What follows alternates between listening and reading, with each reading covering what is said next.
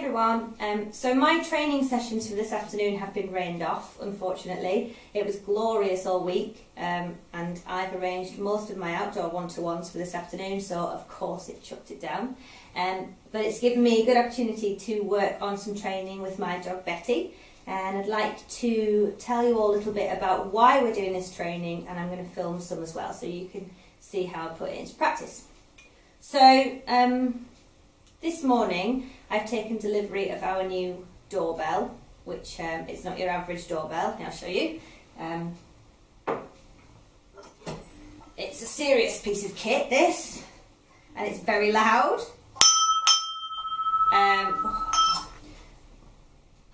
So I was aware that I was going to have to desensitise the dogs to the sound of the bell, both so they don't get frightened by it, and so they don't start to learn that it's a clue or a predictor that somebody's arriving, a visitor that they might get excited about seeing, or in Betty's case, she just get a bit worried about people she doesn't know coming to the house. And because I have an afternoon off and I'm a big training geek, I thought I'd go one further and I would actually teach Boo that the sound of the bell is a cue to run to her mat in the kitchen. Now there's a few reasons why I'm doing this. We had a doorbell in our old house, like a buzzer doorbell, when she was about 6 months old, and we really didn't live there for very long, maybe 3 or 4 months. She very, very quickly learned that the buzzer noise was a predictor that someone was arriving, and she started to get stressed when she heard it, or it was actually, she was excited back then by seeing visitors. That was before she was spayed and before she started getting a bit anxious about things, so she would get excited at the sound of the bell and she would bark, and she started to sensitise and kind of generalise that. So now, even to this day, she's 5 years old in September, if we're watching a game show on TV and she hears the sound of the buzzer, sometimes she'll run to the door barking. So I really don't want that happening with this bell. Also, I don't want her ever getting out of the gate to the yard when she's not on lead without me, because this is a working farm and she is not a trained sheepdog, and there are sometimes livestock wandering around. I don't want her ever to come into contact with them, and there's also a road pretty nearby as well, so I don't want anybody accidentally letting her out of the gate ever. The other reason is because there have been changes to the Dangerous Dogs Act, or dog law in the UK, as of last May of 2014. The changes that apply to us in this situation is, as it's always been, if your dog bites anybody or even acts in a threatening way or a way that makes somebody feel like they're at risk of a bite, you can be prosecuted as the owner for having a dangerously out of control dog. This has since been extended to include private property as well. So if your dog is in your garden or your yard or inside your house and they act aggressively, they don't need to make contact, they just need to make that person feel worried that they might make contact. A visitor or even someone who's trespassing, you can be prosecuted. And I understand why this law's been put in place. It's to protect postal workers, but ironically we have a big warning sign as of yesterday on the yard gate. It reads, "Warning," capital letters, "dog loose, do not open the gate, please ring the bell and wait for attention." And this morning the man who delivered the bell walked straight past that sign. So I understand why it's in place. It's to protect people, and we as responsible owners need to do our job and make sure that our dogs are not threatening any postal workers or anybody that comes to the farm. Okay.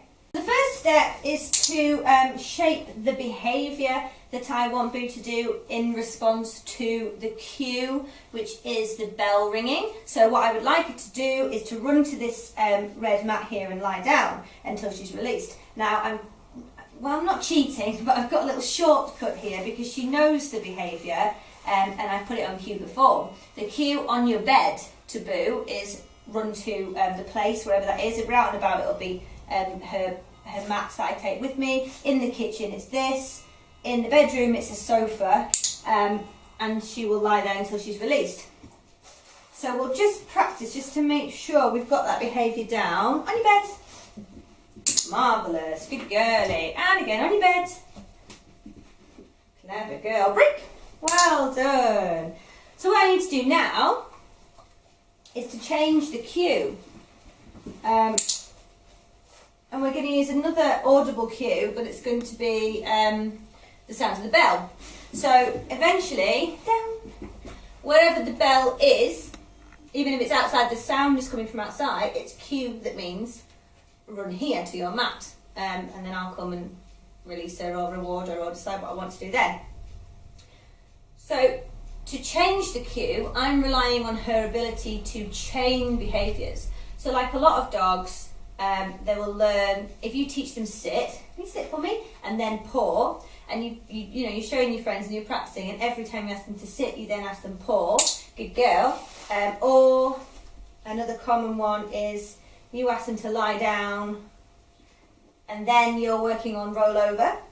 So all the way, roll over, good girl. So eventually, when you say sit, they give you the paw. When you say lie down, down, good girl, they might offer the roll over because they know what's coming next. They know the next link in the chain, they're preempting it. So that's what we're relying on here.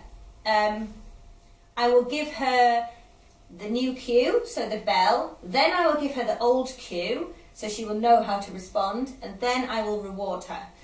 So what I'm hoping will happen, and we'll test it, but I'm hoping this will happen fairly quickly, because I've got to go and feed some cows in a minute, is that she will hear the bell and expect me, after a few repetitions, to say the cue on your bed. So she will hear the bell and immediately do the behaviour, and then I can reward that. Okay? So we'll see what happens. Good girl. Good. Woo! Good girlie. Get it. Yes. Marvellous. Good girl. Excellent. Good puppy. Yeah. Well done. Love it, you're quick. Ha ha! Fabulous girl!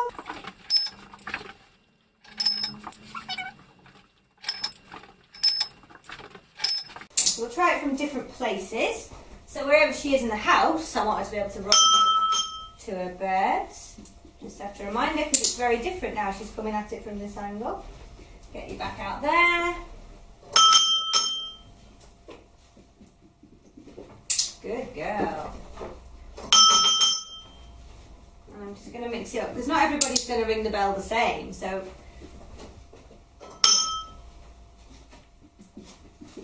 very clever. Wonderful. Good girl. Get it. Good girl. Okay. So so the next step's going to be, you can do this either way. If your bell's already fixed onto your door, you're going to want to bring the mat nearer to the bell and then move the mat further away.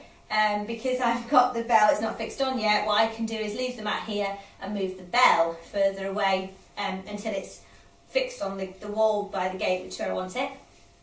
And then we could just practice having somebody else ring it. So if I'm just standing here doing the washing up and she hears the bell and she goes on a mat, then I can reward it, and just practice lots of different situations. Really, so all possible kind of situations that we might be doing, or where she might be in the house when she hears the bell, and just really reinforce it really well. Yes, very good.